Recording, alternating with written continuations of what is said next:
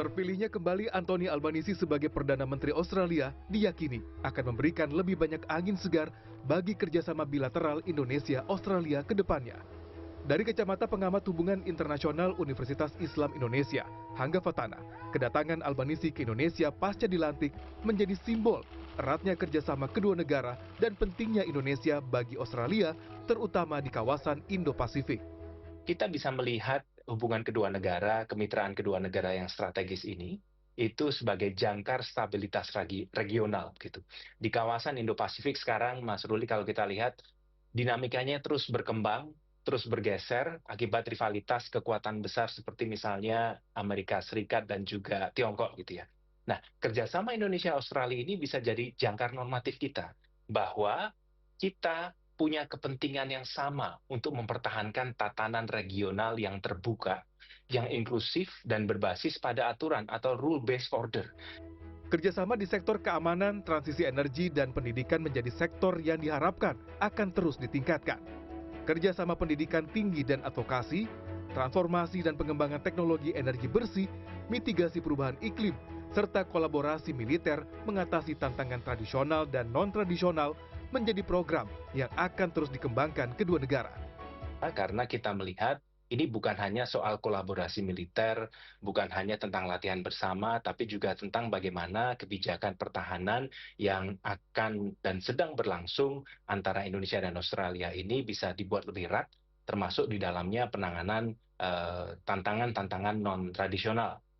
Misalnya terorisme lintas negara, kejahatan siber, dan keamanan maritim yang ini menjadi isu yang makin berkembang belakangan di Indo-Pasifik. Sementara itu dari sektor bisnis dan perdagangan, kedua negara sudah memiliki kerangka kerjasama perdagangan yang ditandatangani tahun 2019, yakni IACEPA atau Indonesia-Australia Comprehensive Economic Partnership Agreement.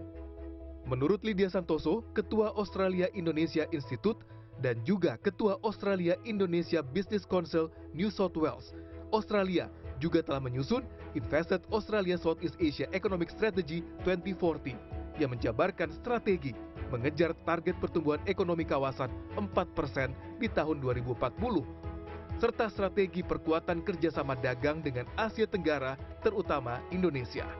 Laporan ini menguraikan 75 rekomendasi konkret untuk meningkatkan hubungan ekonomi Australia dengan Asia Tenggara dengan Indonesia sebagai fokus utama. Sektor-sektor prioritas yang disebut dalam laporan tersebut seperti pertanian, pendidikan, energi bersih, ekonomi digital, dan kesehatan menurut saya membuka kesempatan yang sangat besar bagi kolaborasi bilateral. Lydia juga menambahkan, dalam meningkatkan kerjasama perdagangan, ada beberapa isu yang harus diselesaikan Indonesia. Salah satunya adalah pengembangan UMKM dan peningkatan digital ekonomi yang harus menjadi prioritas. Tantangan lainnya adalah dari yang keluar dari report ini adalah keterbatasan kesiapan UMKM, terutama di Indonesia, untuk memanfaatkan peluang dari IACEPA misalnya. Dan juga perbedaan regulasi dan standar teknis yang dapat menjadi hambatan perdagangan. Tantangan lain yang tidak kalah penting dalam mengembangkan kerjasama kedua negara adalah koneksi people to people. Bagaimana Australia bisa mengenal Indonesia secara lebih dalam, tidak hanya sebatas kebijakan pemerintah dan bisnis saja, tapi lebih memahami budaya, bahasa, dan kebiasaan.